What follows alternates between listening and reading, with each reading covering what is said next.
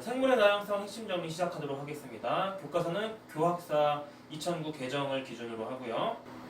인이분류와 자연분류로 나누는데, 인이분류는 외형적 특징과 인간의 이해에 따라 분류하는 것으로 음지, 양지, 수생, 육상, 식용, 약용, 단일, 장일 이렇게 나누면 되고요. 자연분류가 이제 중요합니다. 자연분류는 생물이 가진 고유한 특징을 기준으로 한 거예요. 그래서 진화와 개통의 유연관계를 따집니다. 자, 얘 중요하죠. 척추, 우척추, 그 다음에 쌍떡잎, 외떡잎, 그리고 종자냐, 포자냐 이런 것들 중요하니까 꼭 기억을 하고. 자, 내용은 이렇습니다. 내부 구조, 구성 물질, 생식, 발생, 유전, 생활 장소, 생활 방식 등 진화적 유형 관계와 개통을 매우 중요시한다. 다음 넘어갈게요.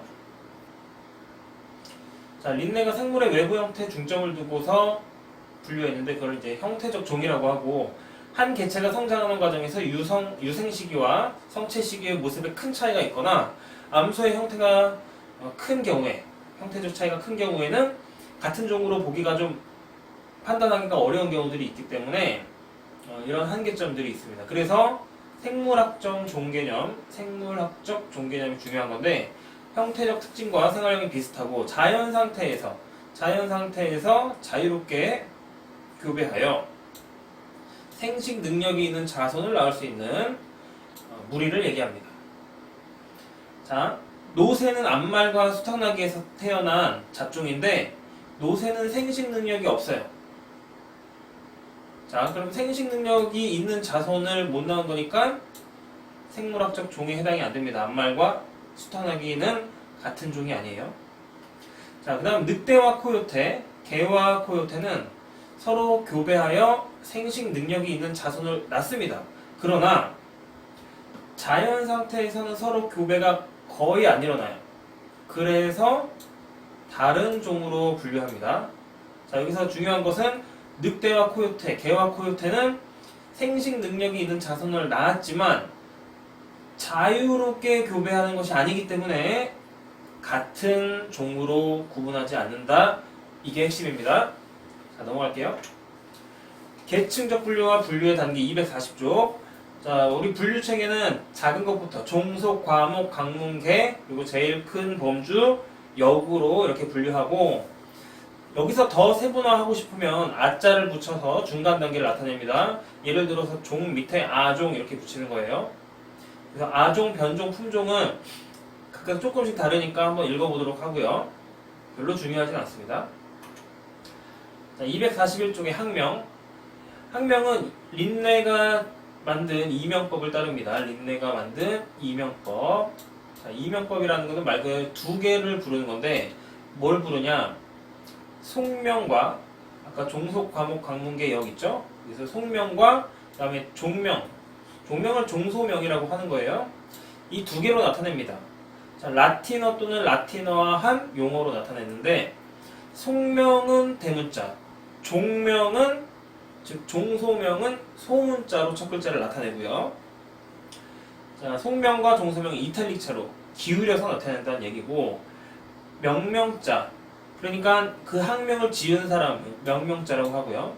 명명자는 정체로, 이탈릭체가 아닌 기울여서 쓰는 것이 아니라 정체로 씁니다. 그리고 명명자는 이름의 첫 글자만 쓰거나, 여러분이 241쪽 참고하세요. 그래서 린네가 이제 대부분 명명자겠죠. 근데 린네를 다 쓰거나 아니면 애를 쓰거나 또는 생략도 가능하다. 이렇게 되는 거죠. 가끔가다 삼명법이 있습니다. 삼명법은 그러니까 아종 이런 거 있죠. 종 밑에. 그래서 아종명이나 변종명까지 나타낸 것을 삼명법이라고 하는 거예요. 자, 241쪽을 보고 어떤 것이 이명법이고 어떤 것이 삼명법인지 구분을 꼭 하시기 바랍니다. 244쪽의 분류체계. 자, 분류체계가 변화해온 과정들이 있어요. 처음에는 두 단계로 2개라고 하죠. 2개 분류, 동물하고 식물로 구분했었고, 이제 조금 더 발달하면서 원생생물계를 분리하기 시작합니다. 그 다음에 5개가 되면은 우리가 잘 알고 있는 원핵과 균계가 나오게 돼요. 자, 최근 현재 사용하고 있는 분류체계는 삼역 6개고 동물계, 식물계, 원생 생물계, 진정생 세균계, 고세균계, 균계 이렇게 6개로 구분하는데 자, 3역은 어떻게 되느냐? 동물, 식물, 원생 그리고 균 이렇게가 진핵 생물역이고요. 세균역 그리고 고세균역 이렇게 3개로 나눕니다. 자, 요거는 이제 중요한 게 이거예요. rRNA 유전자 서열을 비교하여 바로 이렇게 3개의 역으로 나누고 그 안에 세부적으로 6개의 개로 나눈다. 자, 판단 기준이 뭐라고요? rRNA 유전자 서열입니다. 굉장히 중요한 거고요. 자, 세포의 기능이 필수적인 rRNA는 그 돌연변이에 의한 변화가 매우 느리기 때문에 유연관계가 먼 생물들이 언제 갈라졌는지 결정할 때 유용하다. 246쪽의 3역 중요한 표입니다. 세균역, 고세균역, 진핵생물역 이렇게 3개의 역으로 나눈다고 했죠. 자, 핵막 보면은 얘네들은 세균이기 때문에 핵막이 없어요. 진핵생물은 핵막이 있죠. 막으로 된 세포소기관도 마찬가지고요. 자, 여기서부터 세포벽에 펩티도글리칸 층이 있느냐 없느냐 이거에 따라서 이렇게 얘만 있죠. 세균만 있습니다. 고세균역과 진핵생물역은 없습니다. 물론 고세균역은 세포벽이 있긴 하지만 그 안에 펩티도글리칸이 없다는 얘기입니다. 자, 리보솜의 크기 70, 70, 80 되겠죠? 진핵생물만 크네요. 자, 인트론 아시죠? 비암호화 유전자를 얘기하고 세균역은 거의 없습니다. 그냥 없다고 할게요. 없답니다. 그러나 고세균역과 진핵생물은 인트론이 있다고 봅니다. 여기 일부라고 했지만 있다고 봅니다. 그러면 인트론의 유무는 고세균과 진핵생물이 서로 특징이 굉장히 비슷한 거죠. 그렇죠? 서로 있으니까. 그래서 고세균과 진핵생물의 공통점에 해당하는 게 바로 인트론의 유무입니다. 원형 염색체, 세균은 동그랗고 고세균도 동그랗고 우리 진핵은 선형이죠.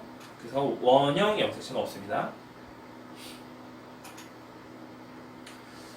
자, 세균역 진정세균계라고 불리는 세균역.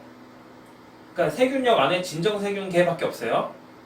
그래서 이렇게 구분한 거고 보면은 단세포죠. 원핵이고 원형으로 된 한 개의 DNA 그리고 별도의 DNA인 플라스미드를 갖겠죠. 자, 펩티도글리칸으로 이루어진 세포벽을 갖고 있다. 이게 특징이고 자, 고세균계밖에 없고요. 극한의 환경이 중요합니다. 극한의 환경에 사는 단세포 원핵 생물이에요. 진정세균보다 이거 굉장히 중요한 특징인데 진정세균보다 진핵생물에 더 가깝대요. 세균인데 진핵생물에 더 가깝다는 게 최근에 밝혀진 거예요. 기준이 뭐다? rRNA 서열이다. 진정세균과 공통점은 핵막을 비롯한 막성 세포소기관이 없어요. 세균이기 때문에. 그리고 리보솜의 크기가 70S라고 했죠. 자, 진핵생물과 공통점 중요합니다. 왜냐면 세균인데 진핵과 같다 그러니까 이제 이게 더 특징이 이제 중요하게 되는 거죠. 세포벽에 펩티도글리칸 성분이 없다. 세포벽은 있지만 펩티도글리칸 성분이 없다. 중요하고 그 다음에 인트론이 있습니다. 인트론 중요하다고 그랬죠. 자, 극한의 환경 메테인이 있는 곳 극한의 환경이거든요. 일반적으로 다른 생물들은 살지 못합니다. 그 다음에 극호염균 엄청 짠 물 그리고 굉장히 뜨거운 극호열균 굉장히 뜨거운 곳에 사는 균 얘네들이 이제 고세균역에 해당이 된다. 자, 진핵생물역은요 원생생물계가 일단 있습니다. 250에서 253쪽 보면 되는데 가장 단순한 진핵생물이고 막성 세포 소기관이 있겠죠. 진액이기 때문에. 그리고 원액보다 큰 리보솜을 갖는다. 대부분이 단세포 생물이지만 볼복스와 같이 군체를 이루는 것도 있고 모여 사는 거. 그래서 그 다음에 조류 등과 같은 다세포 생물군도 포함이 됩니다. 무성생식, 유성생식 둘 다 나타나고요. 자, 한번 종류를 보면은 유굴레나류. 유굴레나 알죠? 유굴레나 광합성하는 그런 생물입니다. 유굴레나 단세포죠. 그 다음에 집신벌레 많이 들어봤죠? 집신벌레. 집신벌레는 선모충. 그래서 주변부에 털이 굉장히 많은 그런 단세포 생물이고요. 그리고 황갈조류가 있는데 황갈조류는 수중 생태계 주요 생산자라고 하네요. 쌍편모조류 중요합니다. 편모가 2개 있다는 거예요. 근데 왜 중요하냐면 적조 현상의 원인이 되는 게 바로 쌍편모조류입니다. 적조 현상의 원인이 뭐라고요? 쌍편모조류입니다. 쌍편모조류. 자, 그 다음에 이제 그냥 쭉 보면 갈조류는 다시마, 미역 이런 것들이 있어요. 얘네들 굉장히 크죠? 실제로 다시마, 미역 굉장히 큽니다. 그래서 다세포 대형 원생 생물이라고 하는 거고요. 갈색을 띱니다. 다음. 자, 이거 중요한데요. 홍조류, 녹조류, 차축조류는 이 3개를 이렇게 묶을게요. 남세균을 삼켜서, 남세균은 이 세균인데 광합성을 하는 세균입니다. 얘네들을 삼켜서, 남세균을 삼켜서 내부 공생을 통해 진화한 그런 생물종으로 보고 있어요. 홍조류, 녹조류, 차축조류가요. 식물과도 계통이 같다고 봅니다. 자, 광합성 엽록소와 보조색소가 그리고 광합성을 한다는 얘기고 엽록소와 보조색소가 육상식물과 굉장히 유사하다. 육상식물과 유사하다. 홍조류는 우리가 자주 먹는 김, 홍조류고요. 녹조류 많이 들어봤죠. 녹조류, 클로렐라, 볼복스, 파레 이런 것들이 녹조류입니다. 자, 차축조류 표시를 할게요. 왜냐면 식물과 가장 가까운 유연관계를 갖고 있다. 식물과 가장 가까운 유연관계를 갖는 조류는 차축조류다. 되겠죠? 그 다음에 아메바, 점균류, 흡편모류는 그냥 대강 읽고 넘어갈게요. 자, 254부터 262 식물계 한번 보도록 하겠습니다. 자, 셀룰로스가 세포벽을 이루고 있죠. 그 다음에 엽록소 AB, 그 다음 카로티노이드계 보조 색소를 갖고 있다.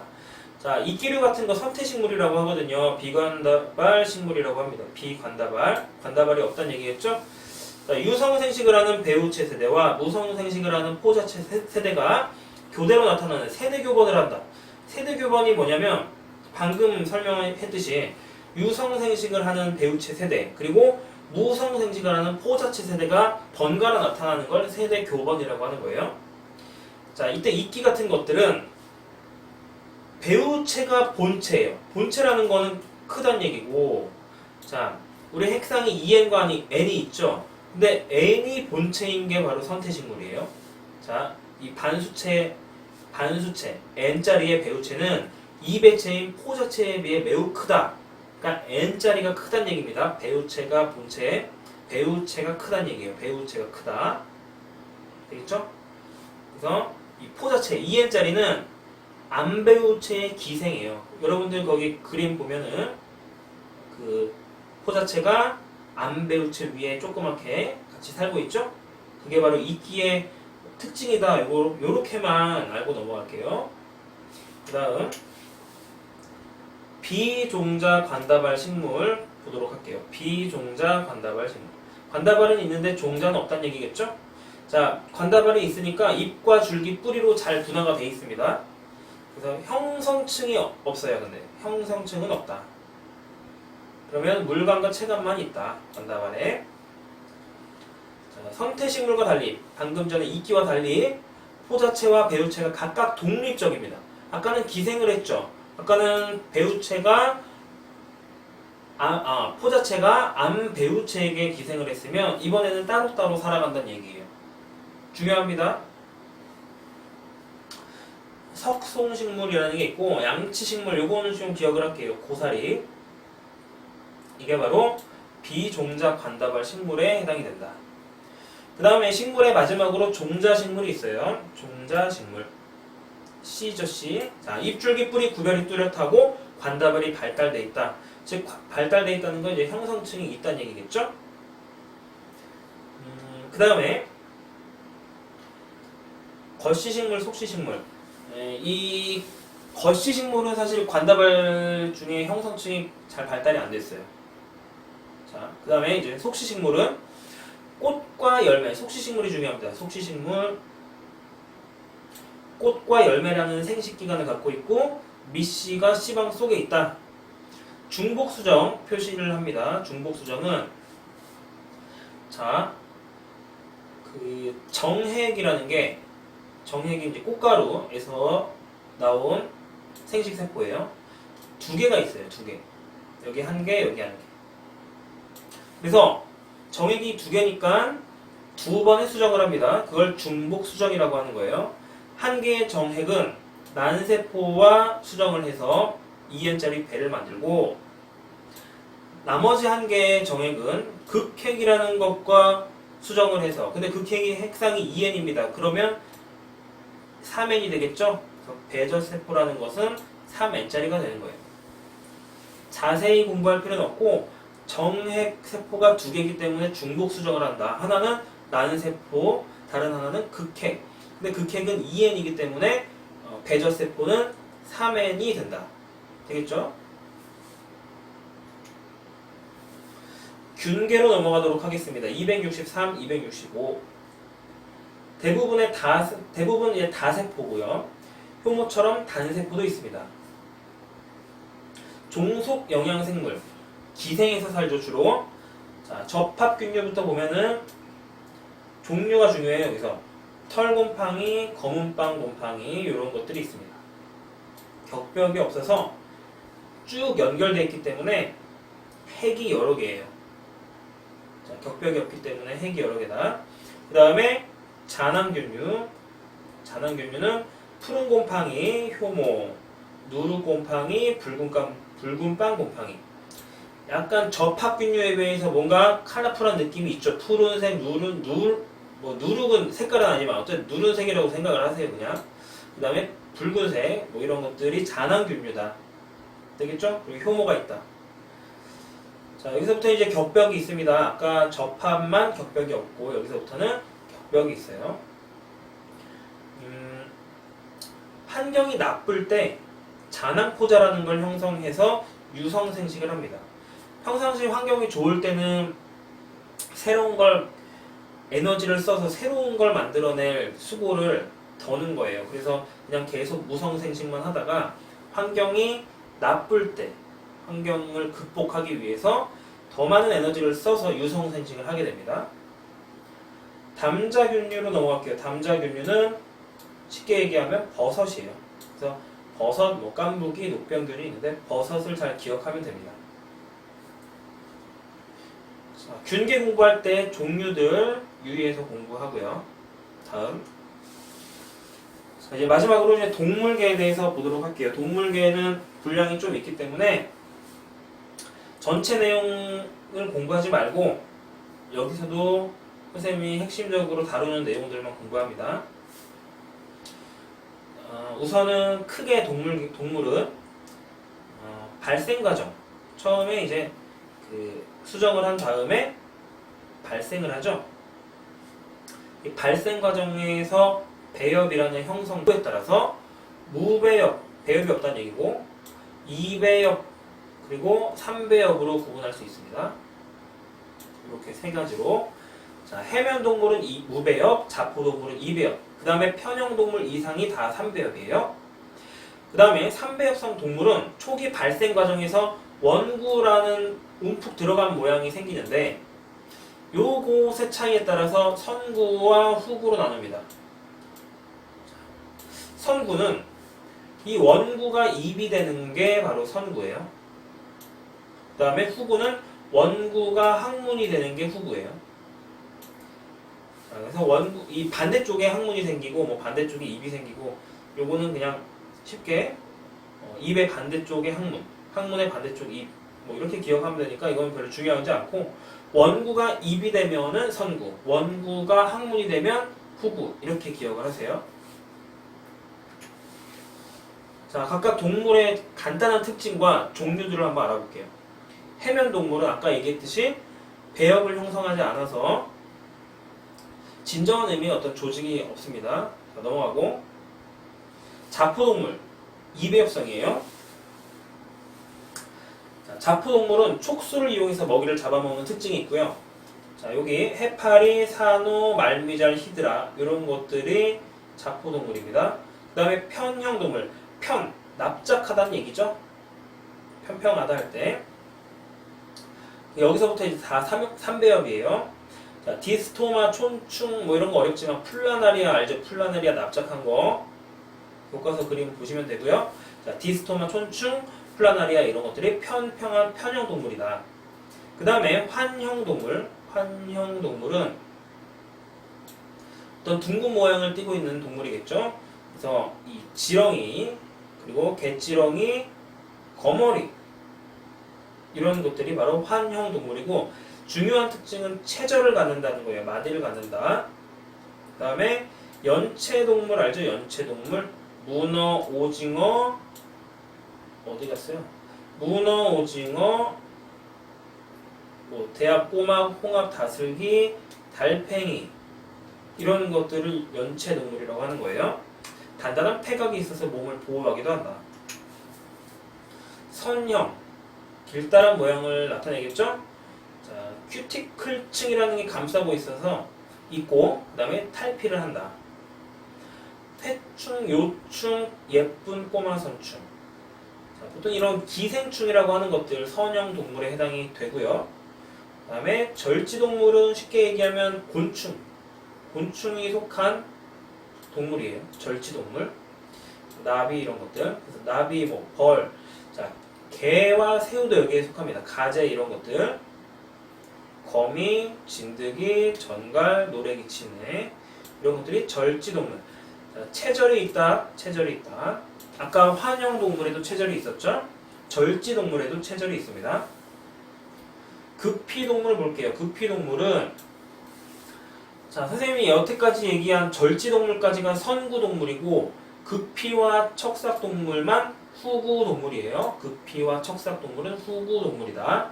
자, 극피동물 불가사리, 성게, 해삼 이런 것들이 극피동물이고, 척삭동물은 자, 척삭이라는 말을 먼저 정리하면 몸 중앙 등 쪽. 띄어쓰기가 잘못됐어요. 몸 중앙 등 쪽. 신경관 바로 아래에 뻗어있는 막대 모양의 지지기관이다. 그래서 이것이 나중에 척추로 발달하면 척추동물이 되는 거고요. 안 그러면 그냥 척삭동물입니다. 자, 척삭동물, 미삭동물, 두삭동물, 척추동물 등에 속한다. 간단하게 알아두시면 되겠습니다. 자, 그래서 이 생물의 다양성 파트 핵심적인 것만 정리했으니까 여기 반드시 요 정도 내용은 반드시 알아두시기 바랍니다. 수고했어요.